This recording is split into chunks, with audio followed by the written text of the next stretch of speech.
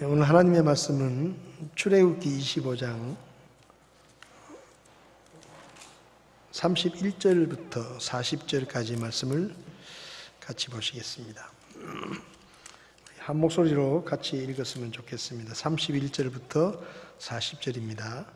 너는 또 순금으로 등잔대를 만들되 등잔대를 두들겨서 만들고 그것의 대와 가지들과 잔들과 둥근 꽃받침들과 꽃들을 같은 것으로 만들며 6가지가 등잔대 옆에서 나오게 하되 등잔대의 3가지는 이쪽에서 나오게 하고 등잔대의 3가지는 저쪽에서 나오게 하며 한 가지에 둥근 꽃받침과 꽃이 있는 아몬드 모양의 잔 3개가 있게 하고 다른 가지에 둥근 꽃받침과 꽃이 있는 아몬드 모양의 잔 3개가 있게 하여 등잔대에서 나오는 6가지의 그와 같이 할지니라.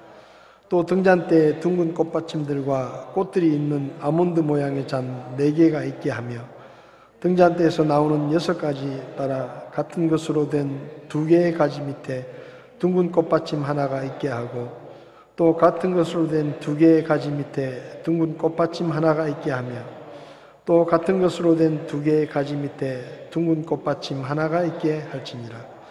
그것들의 둥근 꽃받침들과 가지들을 같은 것으로 만들지니 곧 그것을 다 순금으로 두들겨서 하나로 만들지니라.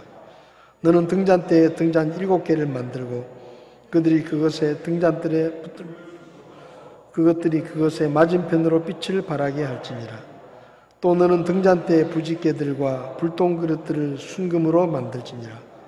그가 등잔대와 이 모든 기구를 순금 1달란트로 만들되 너는 주의하여 산에서 내게 보여준 그것들의 양식대로 그것들을 만들지니라.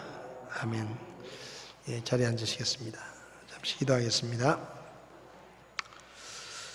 살아계신 하나님 아버지, 하나님께서 저희들의 형편을 아시고 또 우리의 기도를 들으시며 날마다 우리를 지키시고 보호해 주시는 것을 믿고 하나님 앞에 감사를 드립니다.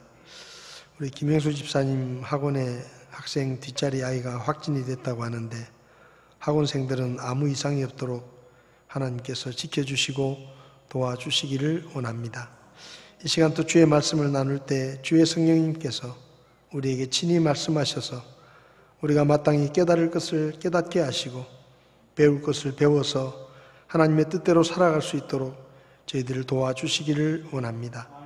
부족한 종을 주님께서 붙들어 주시고 주님 뜻대로 써 주시옵소서.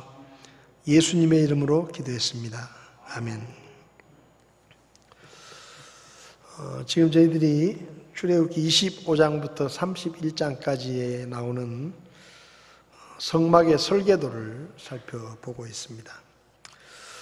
지난 시간에는 25장 23절에서 30절까지 말씀을 가지고 하나님께 보여드리는 빵을 진열하는 그 상에 대해서 저희들이 말씀을 나눴습니다. 빵을 하나님 앞에 보여드려라. 그리고 그 빵을 12개를 만들어서 2줄로 6개씩 올려서 매 안식일이 되면 다시 새 빵으로 바꾸어라. 그렇게 하나님께서 말씀하셨죠. 하나님은 빵을 드시는 분도 아닌데 왜 그렇게 빵을 좋아하시나? 빵을 6개씩 2줄로 12개씩 일주일에 한 번씩 꼭 새로 바꾸어서 빵을 하나님께 보여드려라 라고 말씀하셨는데 이것은 이스라엘 백성들의 믿음이 변함없이 지속적인 믿음으로 하나님께 그 믿음을 보여드리기 위해서 하나님이 보고 싶은 것은 빵이 아니라 이스라엘 백성들이 정말로 내 말을 그대로 순종하고 내가 원하는 대로 하는가, 그런 변함없이 지속적인 믿음을 보고 싶으셔서 하나님께서 그렇게 말씀하셨다라는 말씀을 드렸고, 또 광야 한가운데 천막 안에 있는 그 빵 12개가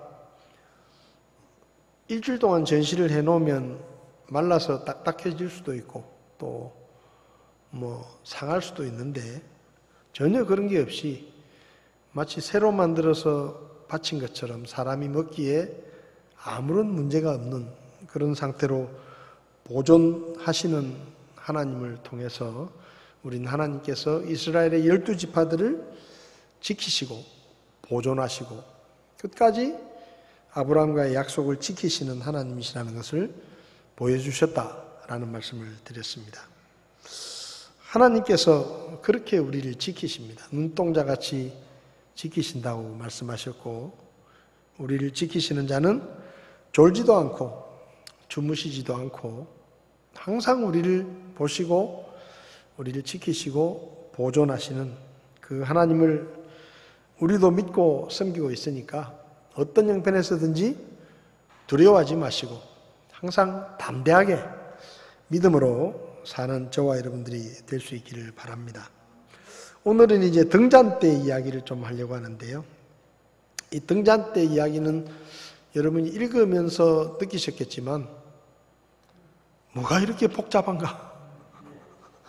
등잔대 하나 만드는데 뭐가 이렇게 복잡하고 모양이 우리가 그냥 읽으면서 생각해봐도 딱 떠오르지 않을 만큼 아주 복잡하고 화려하고 그렇게 만들라고 말씀하시고, 그 등잔대를 이 빵을 보여드리는 상의 반대쪽에 그 등잔대를 놓고 24시간 불이 꺼지지 않도록 항상 불을 밝히라, 그렇게 말씀하십니다. 이 등잔대에 관한 말씀을 통해서 또 영적인 교훈을 좀 살펴볼 텐데요. 첫 번째는 하나님께서 왜 등잔대를 만들어서 성소 안에 두라고 하셨는가 하면, 한마디로 말하면 하나님을 위해서가 아니라 제사장들을 위해서입니다. 그러니까 성소 안에 들어가면 천막이기 때문에 컴컴한데, 만약에 이 등잔대가 없으면 여러분, 하나님은 영이시기 때문에 그분 앞에는 어둠도 없고 그분은 모든 것을 보시고 꼭 빛이 있어야 뭘 보시는 분이 아니시거든요. 그러니까 하나님은 성막 안에 계실 때 아무 문제가 없어요. 근데 그 성소에 들어와서 섬기는 제사장들은 그 성소가 불이 없이 깜깜하면 아무것도 못하는 거예요. 그래서 하나님께서 이 등잔대를 만들라고 하신 이유는 하나님을 위해서 만들라고 하신 게 아니고 사람을 위해서 만들라고 하신 것입니다. 그러니까 다시 말하면 하나님께서 뭘 하라고 하시거나 뭘 만들라고 하시거나 아니면 무엇인가를 말씀하실 때는 하나님을 위해서 하시는 말씀이 아니라 항상 우리를 위해서 하시는 말씀이다 라고 우리가 하나님의 말씀을 대해야 됩니다. 하나님께서 등잔대를 만들 때의 31절을 보면 순금으로 만들어라. 지금까지 살펴봤던 언약궤와 빵을 진열하는 상은 일단은 나무로, 시팀나무로 만들고 나서 금으로 덮어 씌웠는데, 이 등잔대는 순금으로 만들라고 말씀하십니다. 너는 또 순금으로 등잔대를 만들 때 등잔대를 두들겨서 만들고 그것에 대화 가지들과 잔들과 둥근 꽃받침들과 꽃들을 같은 것으로 만들어라.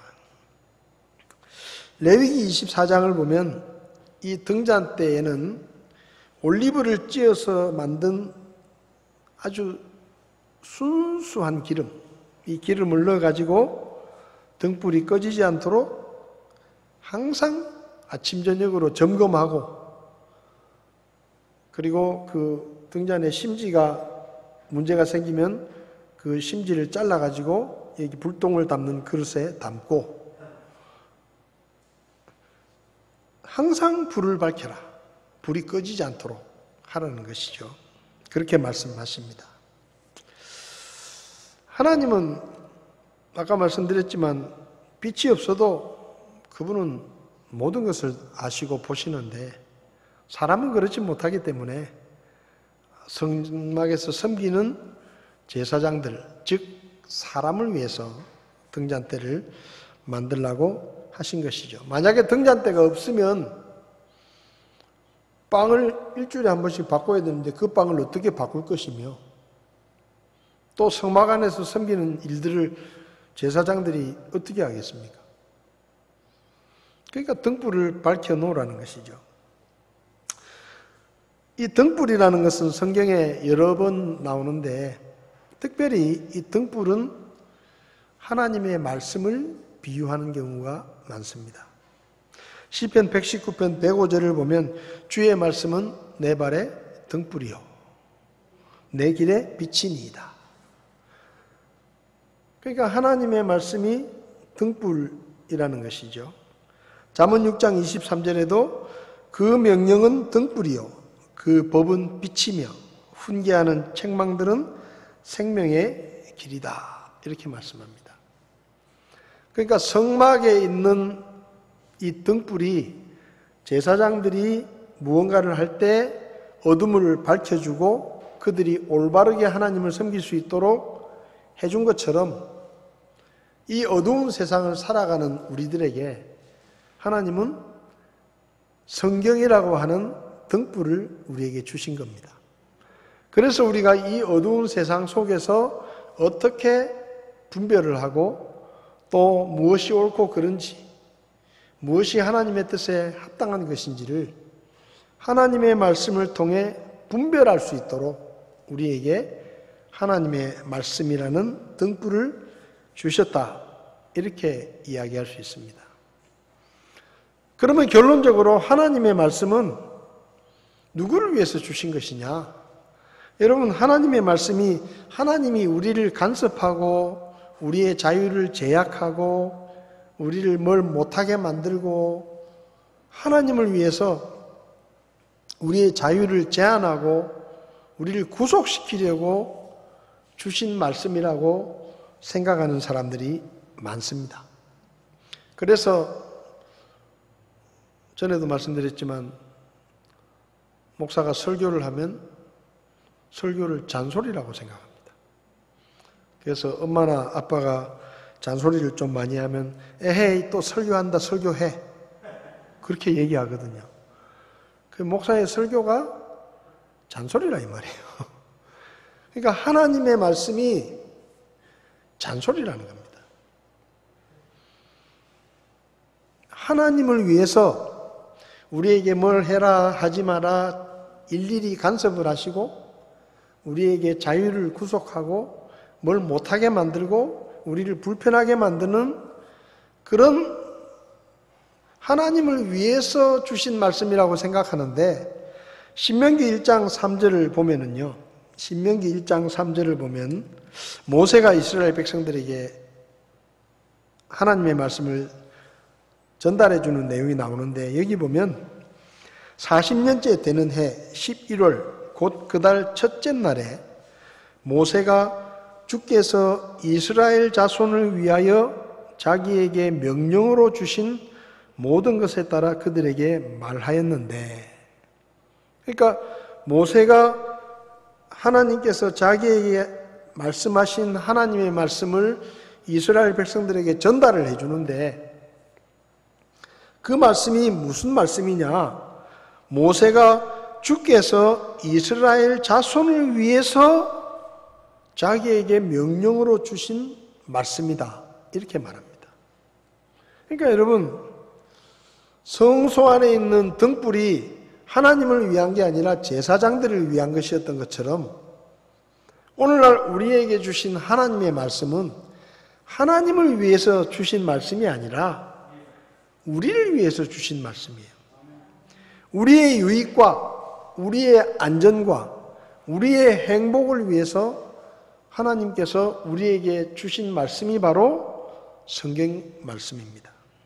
근데 오늘날 많은 사람들이 아까도 말씀드렸지만 하나님의 말씀을 우리를 위해서 주신 말씀이라고 생각하지 않고 자꾸 하나님을 위해서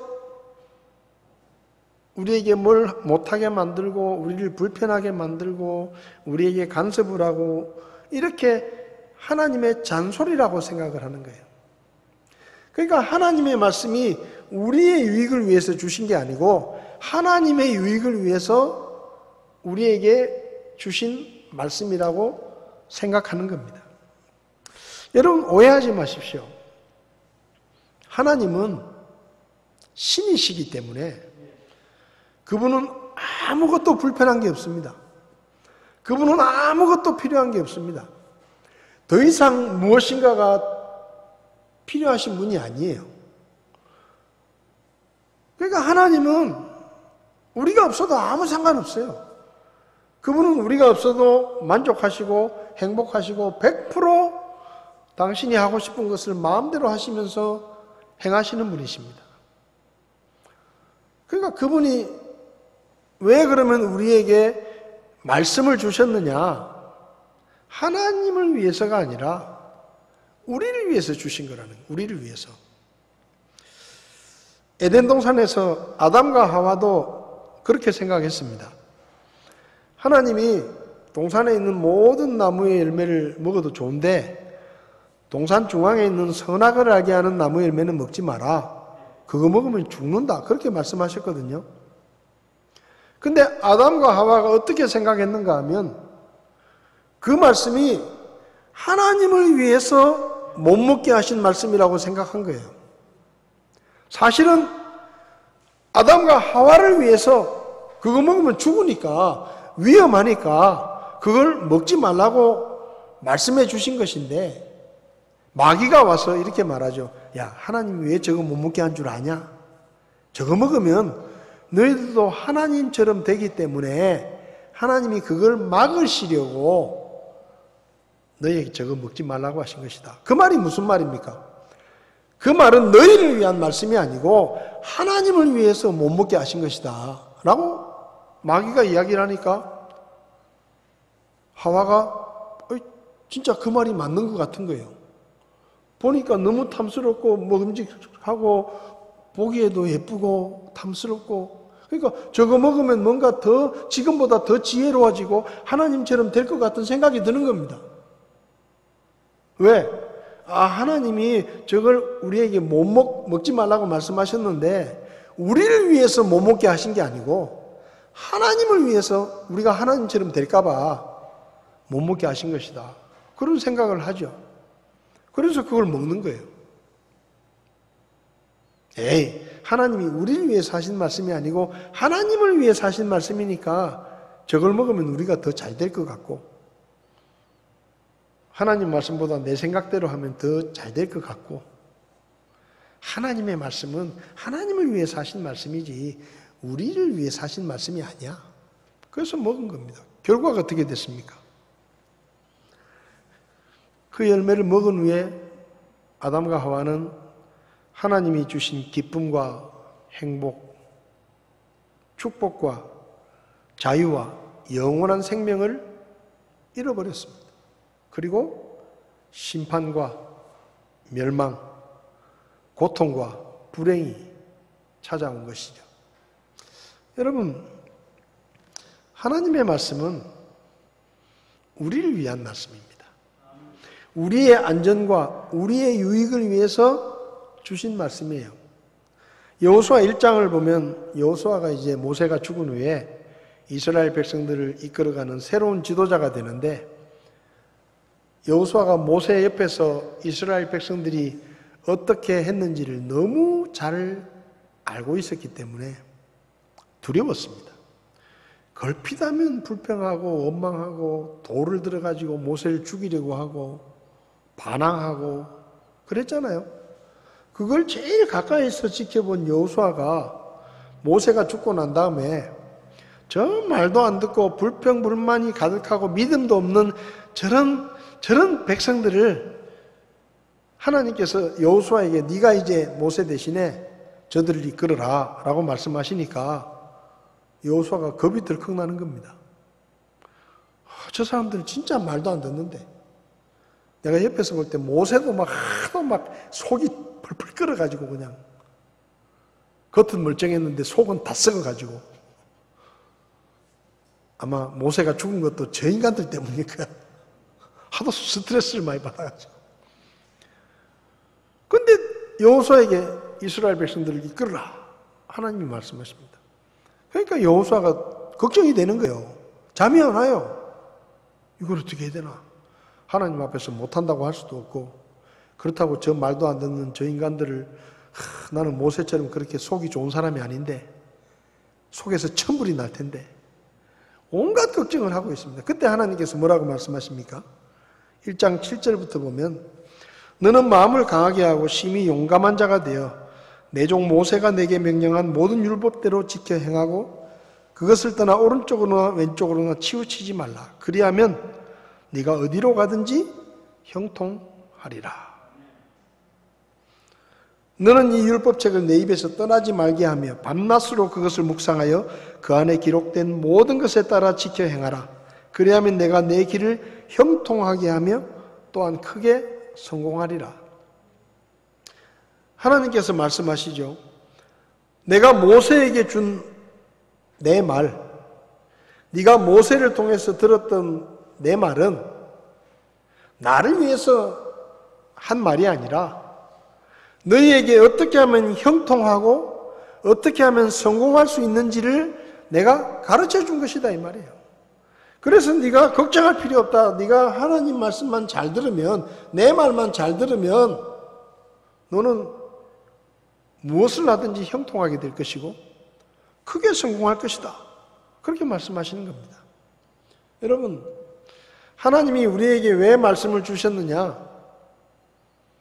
우리 잘 되라고 주신 말씀이에요.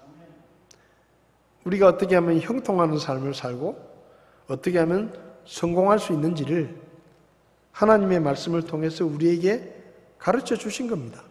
그러니까 성경은 성공의 비결을 가르쳐 주시는 지혜의 말씀입니다.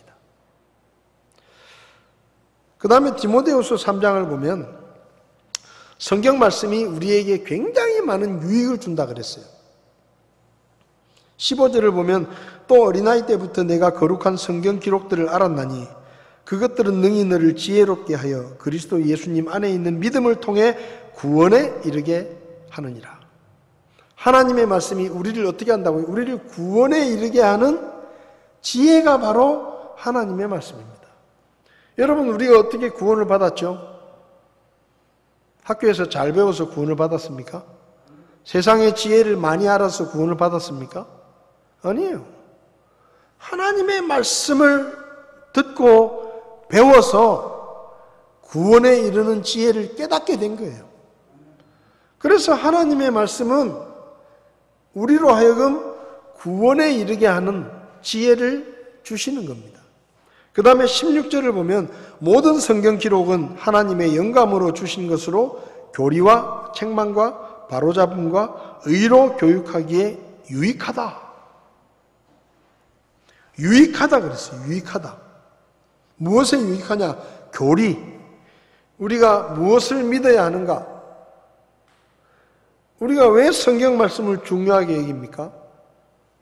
모든 교리가 성경에서 나오기 때문이에요. 성경 말씀하고 안 맞는 교리는 다 거짓입니다. 성경 말씀을 통해서 올바른 교리를 분별하게 하는 거예요. 그 다음에 바로잡음과 우리가 살다 보면 잘못할 수도 있습니다. 그런데 그런 잘못에 대해서 깨달아야 되는 거예요. 깨달아야. 어떻게 깨닫느냐? 하나님의 말씀이 우리를 책망하시는 거예요. 너 그거 잘못됐다. 그건 잘한다. 너 그렇게 하면 안 된다. 우리를 책망하시죠. 그 다음에 잘못된 것을 깨달았으면 그 다음에 뭘 해야 되는가 하면 바로잡아야 되는 겁니다. 잘못했는데 그것으로 끝나는 게 아니고 그것이 잘못인 줄 알면 바로잡아야 되는데, 그럼 우리가 하나님 앞에서 잘못된 것을 바로잡게 도와주는 것이 뭐냐? 성경 말씀이에요. 하나님의 말씀이에요. 그리고 의로 교육하기에 유익하다. 여기서 의라는 말은 옳은 것입니다. 그러니까 하나님의 말씀은 우리에게 뭘 가르쳐 주느냐? 무엇이 하나님 앞에서 옳은 일이냐 하는 것을 가르쳐 주시는 거예요. 여러분, 이 세상은요, 하나님 앞에서 옳은 것을 가르치지 않습니다. 사람들 앞에서 옳은 것을 가르쳐요. 그런데 때때로 사람들 앞에 옳은 것이지만 그것이 하나님 앞에서 옳지 않은 것일 수도 있어요. 그래서 우리의 판단 기준은 뭐냐? 하나님의 말씀입니다. 그래서 내가 지금 하고 있는 일이 옳은가, 잘못된 일인가를 사람들에게 물어볼 것이 아니라, 선생님에게 물어볼 것이 아니라 하나님의 말씀을 열고 하나님의 말씀에 비춰볼 때 뭐예요? 내가 옳은지 그른지를 알 수 있는 거예요. 제가 고등학교 다닐 때 붓글씨를 썼는데요. 붓글씨를 쓸 때, 배울 때 반드시 뭐가 있는가 하면 교본이 있습니다. 교본. 그러니까 아무렇게나 쓰는 게 아니에요. 처음에 배울 때는. 그래서 한자를 쓰면 보통 구양수체라 그러는데 그 아주 잘 쓴 글씨가 딱 견본이 있어요. 견본이. 그래서 계속 그 견본을 따라 쓰는 거예요. 견본을. 한글 같은 경우는 우리나라에서 한글 서예를 제일 잘하시는 분이 이철경이라는 분인데, 갈물 이철경이라고, 그분 호가 갈물인데, 그분이 쓴 이제 서책이 있어요. 글꼴 책이. 그러면 그 책을 옆에 놓고 그거하고 똑같이 쓰는 겁니다. 그래서 자꾸 비춰보는 거예요. 내가 좀 잘 쓰고 있나? 예를 들면 획이 빗나갔나? 아니면 뭐 끄트머리가 뭉개졌나? 아니면 끄트머리가 뾰족하게 잘 됐나? 내리긋는 획은 잘 껐나? 이런 거를 뭐 리을자를 흘렸을 때도 어떻게 쓰는가? 모양이나 각도라든지 이런 걸 전부 그 견본에 맞춰보는 겁니다. 그래서 그 견본에 맞춰서 연습을 하고 똑같이 쓰려고 애를 쓰고 그 다음에 이제 똑같이 쓸 수 있게 되면 그 다음부터 뭐라는가 하면 응용을 해가지고 자기 글씨가 나오는 거예요. 여러분, 우리가 사람들이 어떻게 생각하느냐, 이 세상에서 무엇이 옳으냐, 사람들이 무엇이 옳다라고 말하느냐, 그거 중요한 거 아닙니다. 중요한 것은 우리는 하나님 앞에서 살아가는 사람들이기 때문에 하나님 앞에서 무엇이 옳으냐, 이게 중요한 거예요. 사람들 앞에서는 그게 옳지 않는 것처럼 보이더라도 하나님께서 옳다고 하시면 우리는 그 옳은 것을 행해야 되는 겁니다. 시대가 변하면 세상의 기준은 바뀝니다. 그렇죠. 법도 바뀌잖아요. 옛날에는 죄였는데 시대가 흐르니까 이제 우리가 그걸 죄라고 하지 말자. 그래서 법을 바꾸면 전에는 죄였던 것이 지금은 죄가 아니고 옳은 것이 될 수도 있어요. 세상의 기준은 변합니다. 근데 하나님의 말씀은 안 변하죠. 그래서 우리가 무엇이 하나님 앞에서 옳으냐, 무엇이 잘못이냐, 하나님의 말씀을 가지고 분별할 수 있는 거예요. 그래서 이 하나님의 말씀은 우리에게 너무나 많은 유익을 주는 겁니다. 근데 많은 사람들이 하나님의 말씀을 잔소리라고 생각해요. 시편 1편을 보면 이렇게 되어 있습니다. 시편 1편 2절에 그는 주의 율법을 기뻐하며, 하나님의 말씀을 어떻게 한다고요? 기뻐하며 그분의 율법을 밤낮으로 묵상하는도다. 여러분, 하나님의 말씀이 나를 위해 주신 말씀이다라고 믿는 사람들은 하나님의 말씀을 기뻐합니다. 그리고 하나님의 말씀을 밤낮으로 즐겨 묵상합니다. 그런데 잔소리라고 생각하는 사람들은 하나님의 말씀에 불평을 합니다. 그리고 책꽂이에다가 탁 꼽아놓죠. 주일 아침에 교회 올 때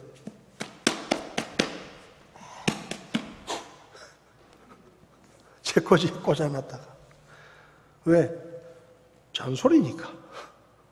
잔소리 뭐 자꾸 들으려 할 게 있어요. 근데 이 말씀이 나를 위해서 주신 말씀이라고 생각하는 사람은 그냥 얼마나 성경을 좋아하는지 몰라. 하나님 말씀 읽는 게 그렇게 좋아요. 그래서 뭐래, 성경에 꿀송이 같다. 꿀송이처럼 달다. 하나님의 말씀이 달고 하나님의 말씀을 보고 싶고 듣고 싶고 기뻐하는 사람은 누구냐? 아, 이 말씀은 우리를 간섭하고 우리를 구속하는 하나님의 잔소리가 아니라 다 우리 잘 되라고 피가 되고 살이 되는 그런 우리에게 유익을 주시기 위한 하나님의 말씀이다. 그렇게 믿는 사람들은 하나님의 말씀이 그냥 좋은 거예요. 그래서 그랬잖아요. 그는 주의 율법을 기뻐하며 그분의 율법을 밤낮으로 묵상한다. 그럼 어떻게 되느냐?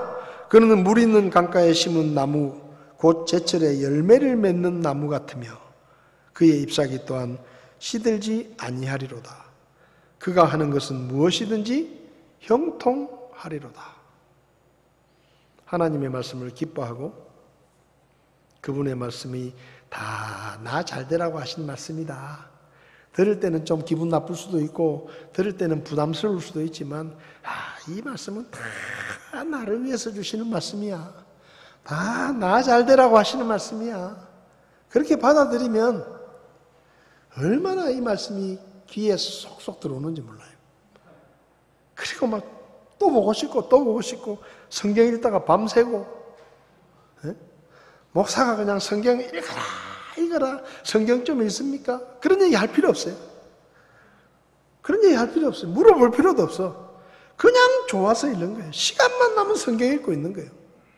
틈만 나면 성경 읽고 좋으니까 다 나를 위해서 하시는 말씀인데 등잔대가 누구를 위해서 만든 거라고요? 사람을 위해서 만든 거예요. 하나님의 말씀이 등불이라 그랬는데 여기 있는 모든 말씀은 전부 다 저와 여러분들을 위해서 주신 말씀입니다. 하나님을 오해하지 마십시오. 하나님이 우리한테 뭘 긁어내려고 우리 코 묻은 돈을 빼앗아 가시려고 헌금하라고 말씀하시는 거 아니에요. 우리를 위해서 그렇게 말씀하시는 거예요. 뭘 먹어라 먹지 마라 뭘 하지 마라 그거 하면 우리한테 안 좋으니까 하지 말라고 하신 거예요. 먹지 말라고 하신 건 우리 몸에 안 좋으니까 너무 많이 먹으면 그런 거 하지 말라는 거예요. 그러니까 하나님의 말씀은 전부 누구를 위한 말씀이다? 우리를 위한 말씀이다. 믿으시기 바랍니다. 그리고 하나님의 말씀을 좀 기뻐하십시오. 절대로 주일날 이렇게 하지 마세요. 이러고 오지 마세요. 밤낮으로 하나님의 말씀을 즐겁게 묵상하십시오. 그 다음 두 번째로 이 등잔대에 관한 말씀이 우리에게 가르쳐주는 교훈은요. 하나님께서 우리에게 원하시는 것이 순종이라는 겁니다.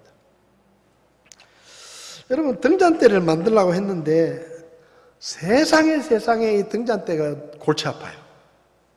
얼마나 복잡한지 몰라. 31절을 보면 너는 또 순금으로 등잔대를 만들되 등잔대를 두들겨서 만들어라. 여러분 이게 기가 막히는 거예요. 등잔대를 어떻게 만들라고요? 두들겨서 모양을 만들라는 겁니다. 두들겨서 꽃받침을 따로 만들어 가지고 붙이라는 게 아니고 하나하나 만들어서 붙이라는 게 아니고 전부 두들겨 가지고 이 모양을 만들라는 거예요. 두들겨 가지고 기가 막히지 않습니까 여러분? 두들겨서 뭘 만들어요? 31절에 너는 순금으로 등잔대를 만들되 등잔대를 두들겨서 만들고 그것에 대와 가지들과 잔들과 둥근 꽃받침들과 꽃들을 같은 것으로 만들어라. 무슨 말이에요? 두들겨서 만들어라니. 두들겨서 이걸 전부 다 32절에 6가지 등잔대에서 6개의 가지가 올라오는데 3개는 왼쪽에서 3개는 오른쪽에서 올라와야 된다. 그러니까 등잔대가 대까지 해서 7 줄기가 올라가는 거예요. 그걸 어떻게 해요? 두들겨서 만들어라. 33절을 보면 6가지가 각각 둥근 꽃받침과 꽃이 있는 아몬드 모양의 잔을 3개를 연결한 모양으로 만들어라. 그러니까 가지 하나가 올라가는데 그 가지가 어떤 모양이냐? 둥근 꽃받침과 꽃과 아몬드 모양의 잔 모양이 3개가 연결이 돼야 되는 거예요. 이걸 두들겨서 만들라는 거예요. 이건 미치고 폴딱 뛸 얘기 아닙니까? 따로따로 만들어서 붙이라는 것도 힘들 텐데 이거 금덩어리 하나를 계속 두들겨가지고 계속 두들겨서 이런 모양을 만들라는 거예요. 그 다음에 등잔대 줄기가 6개가 나오는데 등잔 줄기에는 잔이 3개가 있는데 등잔대에는 4개가 있어요. 4개.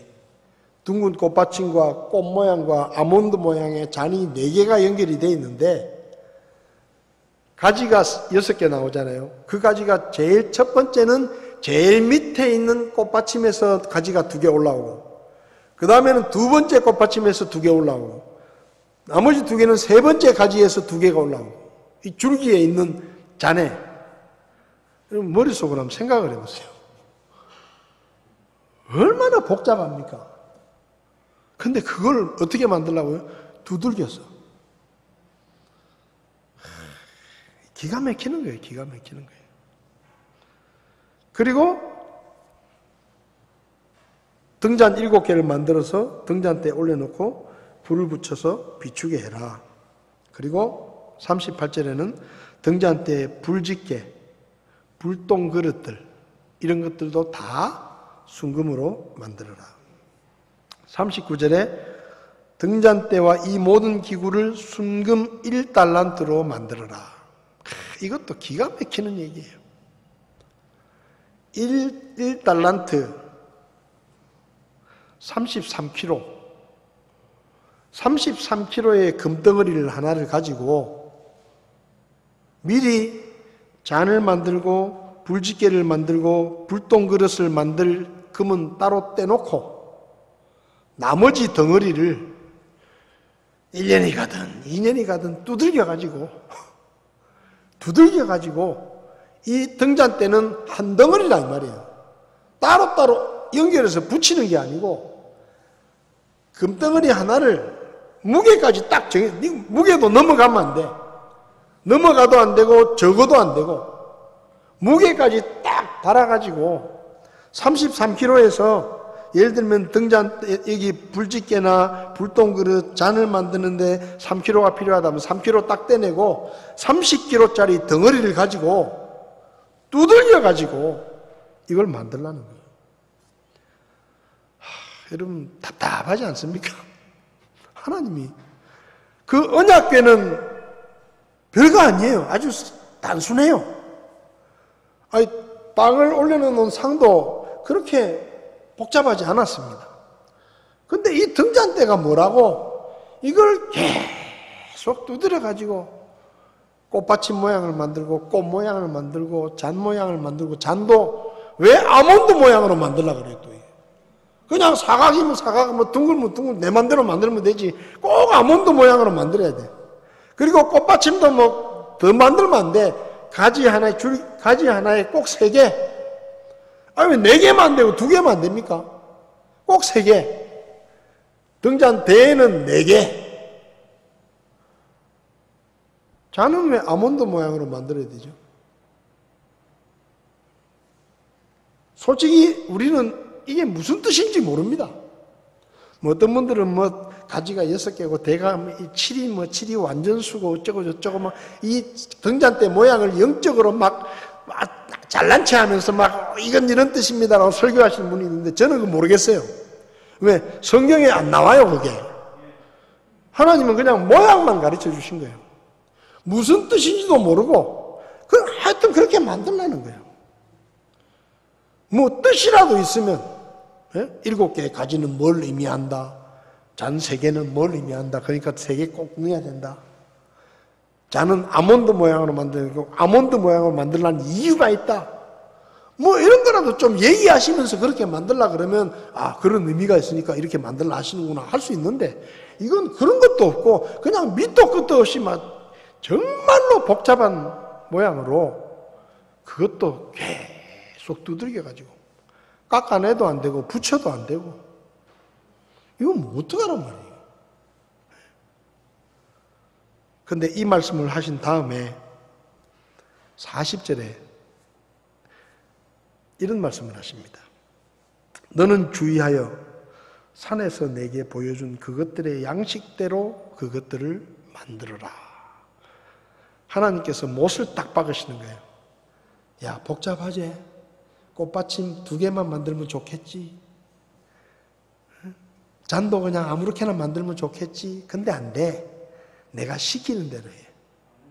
내가 말하는 대로 해. 금이 좀 더 들어가면 어떻고 덜 들어가면 어떻고 아니야.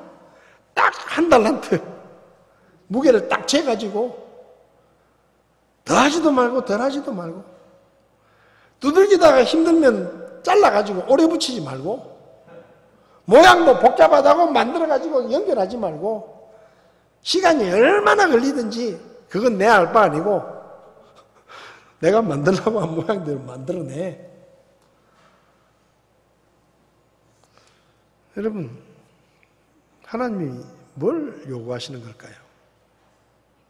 내가 말하면 내 말대로 해라 이거예요. 그게 까다롭든지 어렵든지 네 생각에 복잡하든지 그 모양이 정말로 만들기 힘들든지 계속 두드려서 그걸 만드는 게 얼마나 힘들겠어요.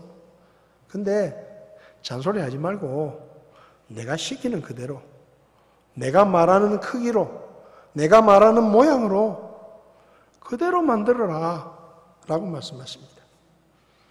너는 네 생각대로 만들고 싶지? 그냥 귀찮으니까 따로따로 만들어가지고 그냥 갖다 붙였으면 편하겠지? 아이, 꽃받침 그 3개 꼭 필요하냐? 2개만 만들어 붙이면 되겠지? 마음대로 했으면 좋겠지? 근데 그렇게 하지 말고 내가 시키는 대로 그게 힘들고 어렵고 너무너무 복잡하더라도 그게 내가 원하는 거다. 여러분, 하나님께서 우리에게 원하시는 게 뭐겠습니까? 우리의 돈이겠습니까? 우리의 힘이겠습니까? 우리의 지혜겠습니까? 우리가 하나님을 뭘 도와드려야 될까요? 그분이 힘이 없으니까 우리가 힘을 보태고 그분이 돈이 부족하니까 우리가 돈을 보태고 그분이 지혜가 부족하니까 우리 생각도 좀 집어넣고 우리의 지혜를 모으고 그래야 될까요? 하나님은 그런 거 아무것도 필요 없어요. 하나님이 우리에게 원하시는 게 뭐냐? 순종입니다.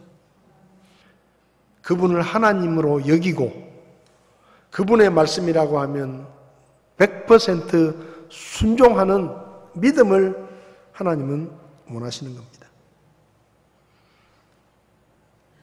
동산의 모든 나무에 나는 거 네 맘대로 먹어라. 근데 동산 중앙에 있는 선악을 알게 하는 나무 열매는 먹지 마라. 왜 하나님이 그 말씀을 하셨겠어요? 순종을 바라시는 겁니다. 만약에 순종을 하나님이 기대하지 않으셨다면 이런 말씀 하실 필요가 없어요. 다 마음대로 먹어라. 그럼 끝나요. 더 편해요. 근데 하나님께서 에덴 동산에서 아담과 하와에게 요구하신 것 딱 한 가지입니다. 딱 한 가지예요. 순종해라. 내 말에. 사무엘상 15장을 보면 하나님께서 이스라엘의 첫 번째 왕인 사울에게 사무엘을 통해서 말씀하십니다. 아말렉을 치러 가라. 근데 아말렉을 치러 가가지고 하나도 남김없이 다 죽여라. 사람이든지 짐승이든지 다 죽여라. 그 사울이 알겠습니다 하고 갔어요. 근데 아말렉을 치고 승리를 했는데 사울이 어떻게 했느냐? 아말렉 왕은 죽이지 않고 사로잡아 옵니다. 그리고 짐승들 중에서도 병들고 가치 없는 것 이런 것들은 다 죽이지만 포동포동하고 살찌고 좋은 것은 살려서 데리고 옵니다. 그런데 하나님께서 그것을 보시고 사무엘에게 뭐라고 말씀하셨는지 아세요? 저가 내 말을 버렸기 때문에 나도 저를 버려야 되겠다. 내 말 안 듣는 왕은 필요 없다. 사울이 핑계를 대죠. 사실은 내가 생각을 해보니까 그 아까운 거 다 죽이는 것보다 좋은 거 가져와가지고 하나님께 예물로 드리면 하나님이 얼마나 좋아하시겠냐. 사무엘이 뭐라고 말합니까? 하나님이 그 목소리 듣는 것보다 희생물을 더 좋아하시겠냐. 하나님이 양이 필요합니까? 하나님이 희생물이 필요합니까? 아니에요. 하나님이 우리에게 바라시는 것은 순종이에요. 하나님이 우리에게 원하시는 것은 우리의 업적이나 우리의 성취가 아닙니다. 그분의 말씀에 철저하게 순종하는 거예요. 그래서 하나님께 순종하지 않으니까 너는 더 이상 못 쓰겠다. 버리시는 거예요. 여러분, 왜 등잔대를 이렇게 골치 아프게 만들라고 하십니까? 그걸 만들면서 뭐예요? 순종하는 거예요. 내가 너희에게 원하는 것은 순종이다. 등잔대를 통해 하나님은 그분의 백성들에게 순종을 원하신다는 것을 가르쳐 주신 겁니다. 여러분, 하나님의 말씀은 우리의 등불입니다. 여러분의 등불이 꺼지지 않도록 하나님의 말씀을 가까이 하고 자주 묵상하고 하나님의 말씀을 통해 길을 찾으시기 바랍니다. 그리고 하나님의 말씀에 순종하십시오. 여러분이 생각할 때 너무 복잡하고 쓸데없는 일을 하는 것 같고 꼭 이렇게 안 해도 될 것 같고 더 편한 방법이 있을 것 같고 내가 생각하는 방법대로 하면 더 잘 될 것 같고 사업도 내가 생각하는 대로 하면 더 잘 될 것 같고 그럴 때 그 유혹에 넘어가지 마시고 하나님의 말씀에 순종하십시오. 그게 성공하는 길이고 형통하는 길입니다. 오늘부터 여러분이 하나님의 말씀 앞에서 순종하기가 어렵거든 등잔대를 생각하십시오. 두드리도 계속 두드려야 된다. 두드리다가 힘들어도 계속 두드려야 되고 지쳐도 두드려야 되고 누가 와서 그렇게 시간 많이 걸리는데 그렇게 복잡하게 만드니까 더 편한 방법이 있는데 그렇게 말해도 우리는 두드려야 돼요. 왜? 하나님이 그렇게 하라고 말씀하셨으니까. 그래야 하나님께서 우리의 삶을 책임지시는 겁니다. 기도하시겠습니다.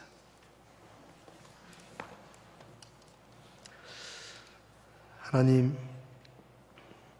어둡고 좌우를 분별하기가 힘들고 무엇이 진리인지를 구별하기가 혼탁한 이 시대에 우리가 하나님의 말씀에 등불을 들고 걸어갈 수 있도록 도와주시기를 원합니다.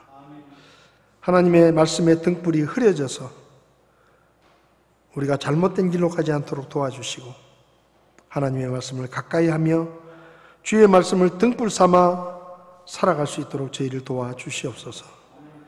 하나님의 말씀이라면 그것이 어렵고 힘들게 보이고 까다롭게 보이고 헛수고를 하는 것처럼 보이고 세상의 지혜보다 못한 것처럼 보일지라도 우리의 생각과 우리의 지혜를 따라 살지 않게 하시고 하나님의 말씀에 철저하게 순종함으로 형통하는 삶을 살게 저희들을 도와주시기를 원합니다. 등잔대를 생각하며 계속해서 두드리도록 저희들을 가르쳐 주시고 믿음을 더해 주시옵소서.